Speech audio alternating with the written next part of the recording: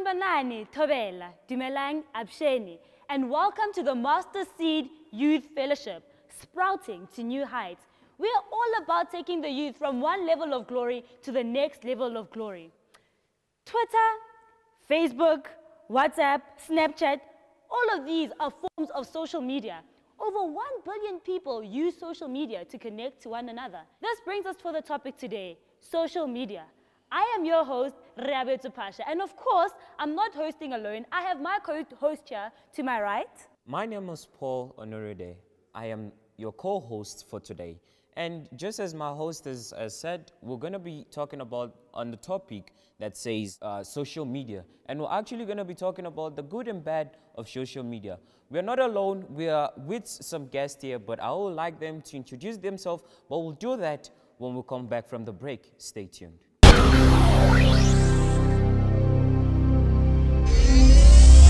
Welcome back to the Master Seed, sprouting to new heights. Today our topic is social media. And as we said before we went to the break, we'll introduce our guests when we come back into studio. So on my immediate right, I have...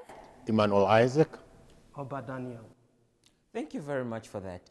Just as our topic is actually said today, we're talking about the good and bad of social media. I'd like you to please explain more on the good and bad of social media. All right, just like technology and innovations, whatever has an advantage has disadvantage. Now, for us to begin, I'd like to define the word social media. What's our understanding on the term social media? What is social media? Right, social media is a platform, website, or an application that enhances or enables people to communicate, okay? In essence, it brings families close. So that being said, sorry, sir. I would like to ask. You said bringing family close. In what way? Communication. I mean, if it's become a global village, the world in general, if I can now communicate with family and friends abroad, everywhere, just by the click of a button, and that has made the world a smaller place. Mr. Emmanuel, please tell me, how do you use your social media? Well, And what social media platforms are you on? I'm practically on every platform because I trade with social media, Okay. practically. Please explain further what you mean by Okay, trade. I studied marketing, Okay. and I had to do an advanced study in digital marketing and social media marketing. So with that, you kind of have to be on 24 hours, live on social media. For me, social media is a world on its own, and it's a world without walls, all right? So it's a place where, you know, like in the regular world, you have the rich, you have the poor. Yes. It doesn't exist in the social world. It's a place where everybody is equal. Okay, but more specifically, what do you use your social media What for? do I use it for? Yes. I use it in promoting people, promoting Alright. brands, promoting myself as, Okay. as a brand. I use it to, as a Christian, if you go to my wall, you'll see my church. It's like a church wall.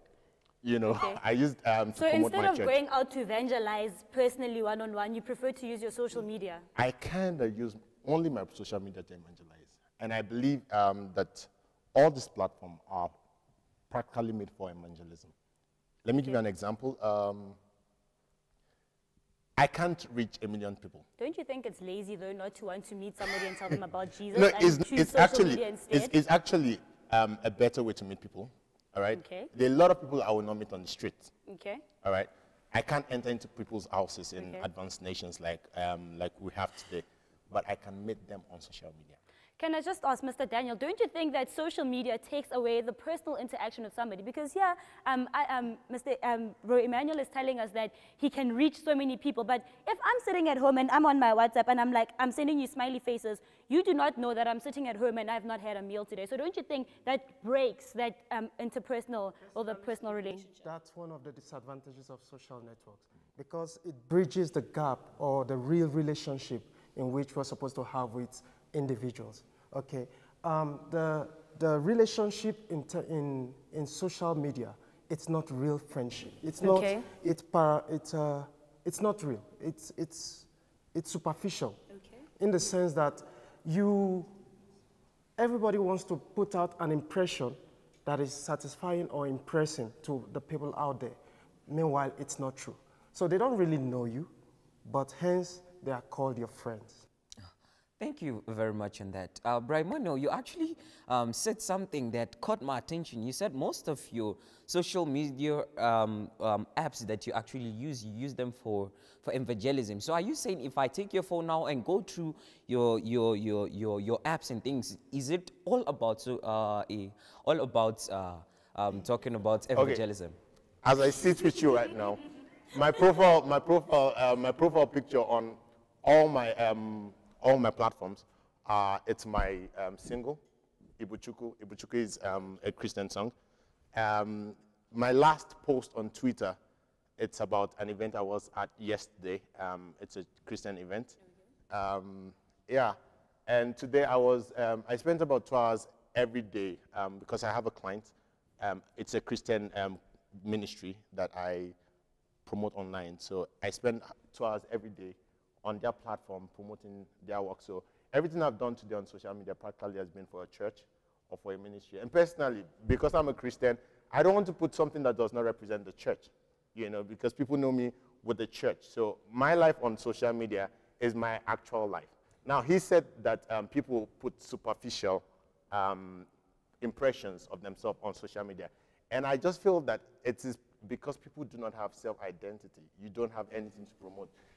I know you have something to promote. I feel like because people don't have self-identity, that's where people become prey. Because yes, it's one thing for me to make my status that Jesus loves you, but then it's another thing for me to private chat you, Emmanuel, and tell you that, oh, today you're looking so hot, my brother. I like the outfit you're wearing. Because now I'm starting to plant things. And yes, then you know what you're going to say to me. You're going to be like, no, wait, let me finish. Then you're going to say to me, yes, no, I know I was looking good. And then you're going to say, but Jesus says we must get married. So you and I must be in a relationship. So you begin to twist the word of God because it's in a private premises of social media. Okay, let me put it this way, right? If you understand, when the purpose of a thing is not known, abuse is inevitable. All right. The reason why people have perversed social media is because, and we were talking about it, the scripture says what the enemy meant for bad, God turned it around for good. All right. So can you say social media is being turned around and being used for good? Okay. Every Sunday morning, because I'm always on social media, I'm sorry. Every Sunday morning. What do you do during church services? Are you tweeting? Yes, I am tweeting. It's my job. You know, it's my job. So you don't listen to the message? No, I do. Social media has consumed us so much. I do. Let me tell you. That you don't even listen in church. You need to listen to tweet. Message directly. You need to listen to tweet. You need to know what the pastor is saying to tweet, because I have to tweet every point. Say if you go to our wall, for example, and pastor is preaching about 5 characteristics of a faithful person, and he says one is love. I have to tweet love. So I have to listen. Okay. So I think I listen more than other people. And there are a lot of people who are not in church. You know, you can't control people who come to your church, but you can control how far you send the message out. Now, let me give you an example. People come to your private messages, and I get those funny messages. Everybody gets those funny messages. So wait. Mr. Daniel, what do you do about the funny messages you get? The funny messages. Truth be said, if you don't control certain things, it will distract you. Okay, so that is where it boils down to your personal decisions. Okay, when you receive those funny messages, 2 things: it's either you block, ignore, and the advantage is you've got those opportunities to stop. I like to stop you there. You said ignore. Okay, maybe this is the lady you've actually been thinking about. Oh my word! My God. You've been trying to get the numbers. You've worked. You've even sent your friends to get the numbers, and luckily one blessed day she just sent you this funny message. You're telling me you're gonna ignore it? Okay, first of all, I'm sure we're all not ignorant about the scams that are going on social media. True. Okay? So now, if somebody that I have so much admired sends me a very enticing message, I should be wise enough to put a caution to it and say, this is definitely not for me. Why do you think it wouldn't be coming from her? Because I want to believe I have standards, and whoever has interest. Sorry to stop you there. Sorry to stop you there. Wait. You're talking about standard. But this is the lady you've actually been eyeing for a very long time, and you're talking about standards. Please explain more on that. Let me throw more light. When we talk about standard, if somebody who I admire throws herself on me on social network, then she's actually of a lower standard. And that is very discouraging, even as a Christian or a secular person. You know what, guys? Wait. I really need to stop you because this is getting really hot and I'm interested in continuing this conversation further. But before we do that, we're going to quickly go for an ad break while we give our guests a time to breathe because we've been firing shots at them. Don't touch the dial. We'll be right back.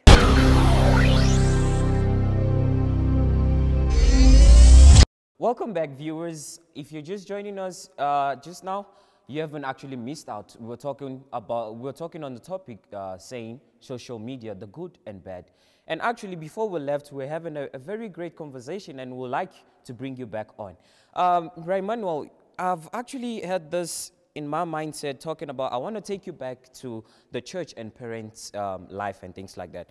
Okay, we have 3-year-old kids, 5-year-old kids getting the opportunity to have the access to social media. How do you actually retrain and show parents the way they should actually bring up their kids to use social media? Okay, from a professional perspective, right?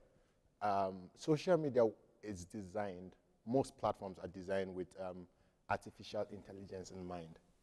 Meaning that, for example, I like you to, that is quite a big English, Okay, artificial. this is how it works. This is how it works. Break it down. Simply put that whatever you spend more time on in social media will keep repeating itself. It's like a machine that brings back your memories. That's how social media works. And across platform as well, I'm sure that there are age restrictions. All right, you have to be, I think, 13 or 10. But you realize those age restrictions don't work because I can just. But this is the parents' perspective. Okay. This is how parents should come in and help their kids use this platform better. Now, for example, YouTube is a great platform for kids. There is everything you need to learn is online on YouTube, but you need to put control. And how do you put control? Set up this account for your kids. In setting up this account, you have your privacy settings where you can restrict what they see, restrict how they see it, and you can actually link accounts. You can link a family account where, as a parent, the child does not know, but you've seen everything they're doing on social media. So these settings are there because the people who also own this platform, they are actually out there they're not out for bad. Okay, sorry to stop you there. Don't we talk about invading their privacy? I'm not sure you invaded. This is how I see it. If I'm a parent, for example, you're living in my house, you're eating my food, I'm paying your school fees. Thank you, I'm not your child. You're using my phone, you're using my data. I kind of have a right to what you see. And you see, I'm helping you. And this is where I feel that parents miss it. They do things without explaining to the child. So, I'm going to go into a contract with you. I'm going to say, hey, girl, you want to use social media? Good. Okay. But these are the terms in my house. All right. So, Bro Daniel, I want to ask you. So now, I just want to take social media back to the church. I mean, Bro Emmanuel was telling us about how, how amazing he is at tweeting during church services instead of listening. So I want to ask, now, for example, for me, I was on YouTube the one day and I saw people grazing and eating grass, and then they want to tell me that this is church. And then I see people drinking petrol on YouTube, and then you want to tell me like, this is a church, this is how God is speaking to me. How do you balance out those two? Personally speaking, I don't think the church as a whole is taking good advantage of the social network. True. Okay. That being said, like Brother Emmanuel said, that what the devil meant for bad has been turned for good. Social networks is here to stay, and it will keep improving. The earlier the churches as a whole takes advantage of it, the better. And it's good for evangelism. It promotes. It's got a lot of advantage.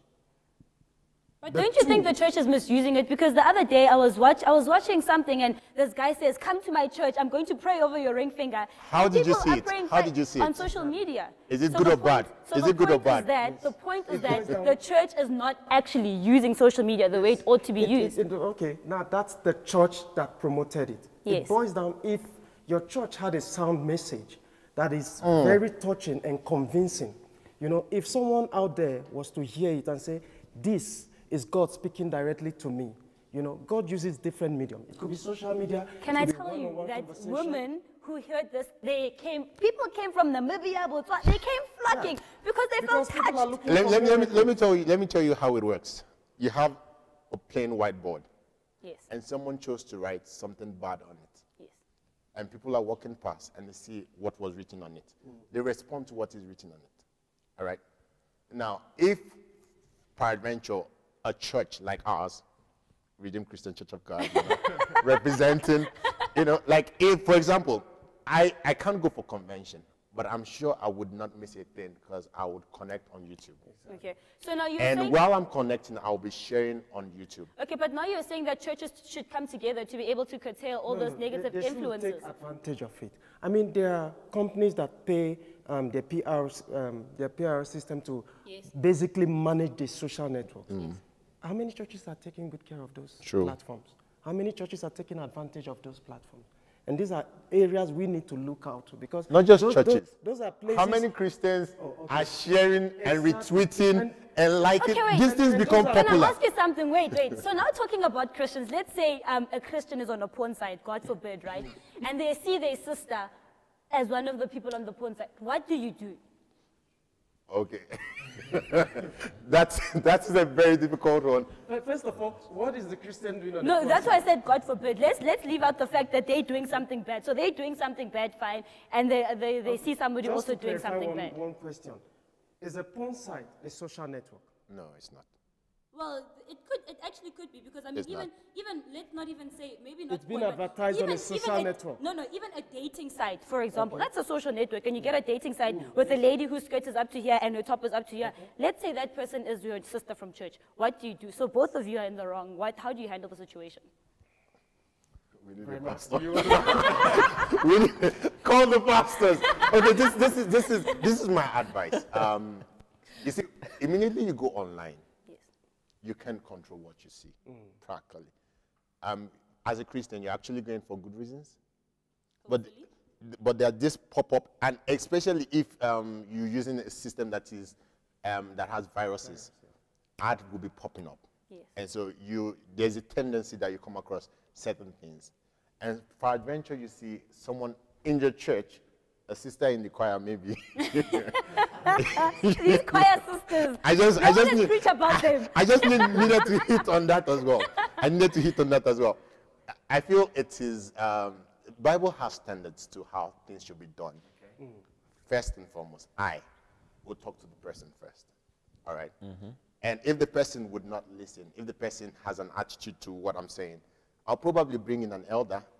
As a matter of fact, before I go meet you as a sister, I'll bring in an elder, and say, or another sister, and say, can we go talk to this sister? This is what I saw. And I'm not going to do it. Like, the thing is, we have good intentions, but because exactly, so I will do it the right way, and I'll do it out of love. Anything that is done out of love will always speak well. So. Okay, before we actually continue, I'll actually like to give our audience, because I know their heart are pumping to ask questions. They have been waiting to ask questions. So I would like you to actually, let's just hold it for now and give our audience the opportunity to actually ask questions. Audience. Good evening, everyone. My name is Lorato Boyhang from DP. My first question is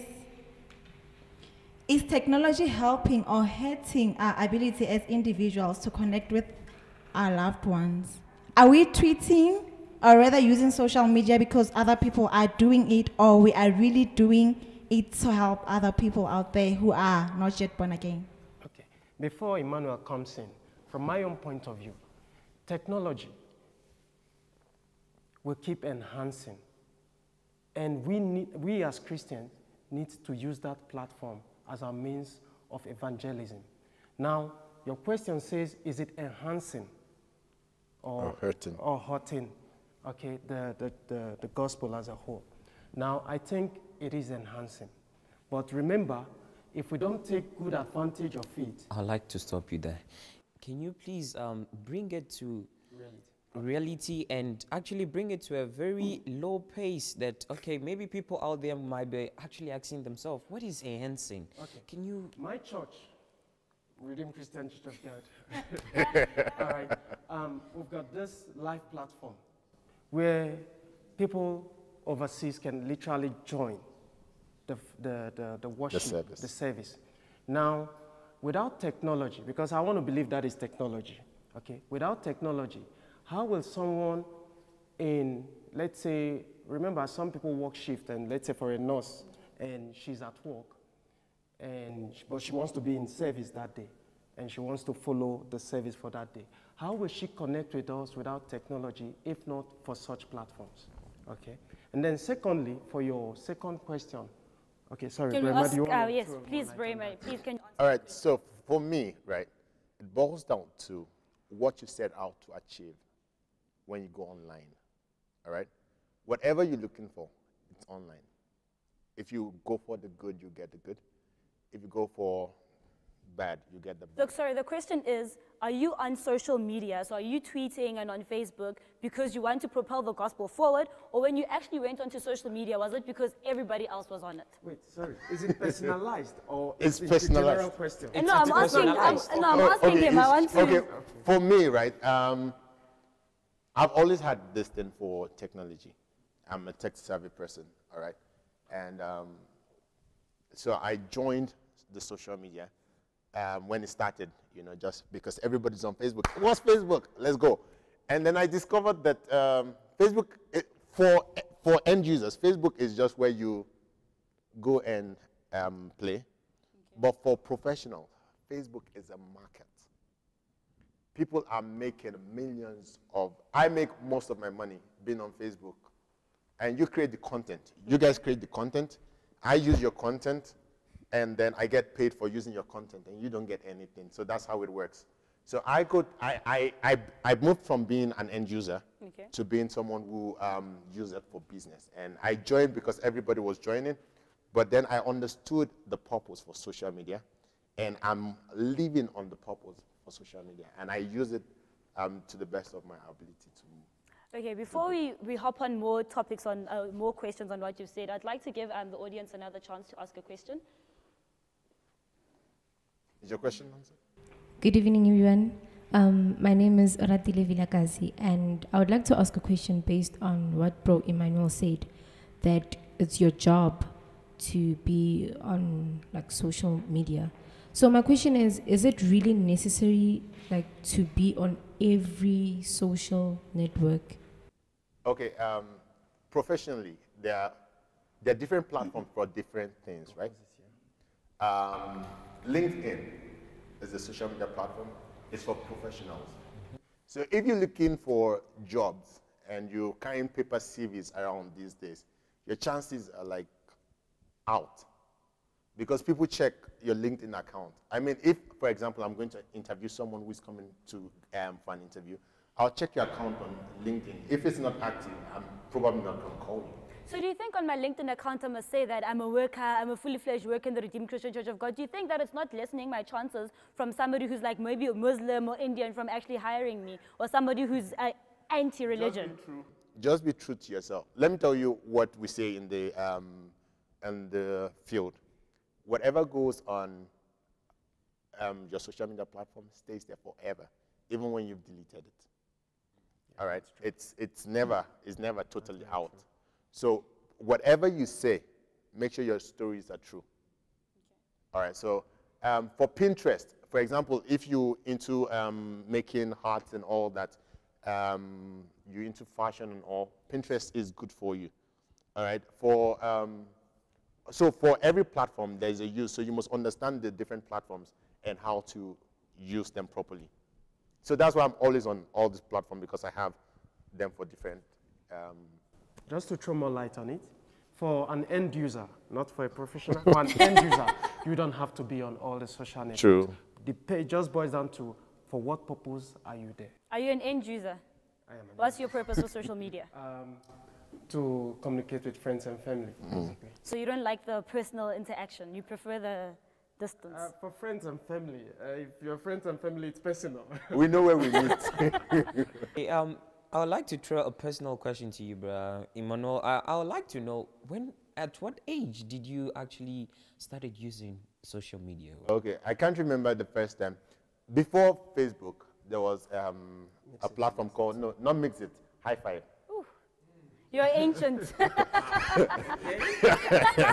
right, so, okay, let me tell you how I got into... Mr. Emmanuel, you're so ancient, right? Yeah. You've been alive for a very long time. But I'd just like to ask our guests today in studio, please, what are your final words on social media? Not only as a blanket thing, but as a child of God, as somebody living and using it for evangelism, for anybody who's growing up, anybody who's coming up, what would you say? What's your last words on social media? Personally speaking, I think the church as a whole, as a globe, should take advantage of this global village and propagate the gospel through this medium.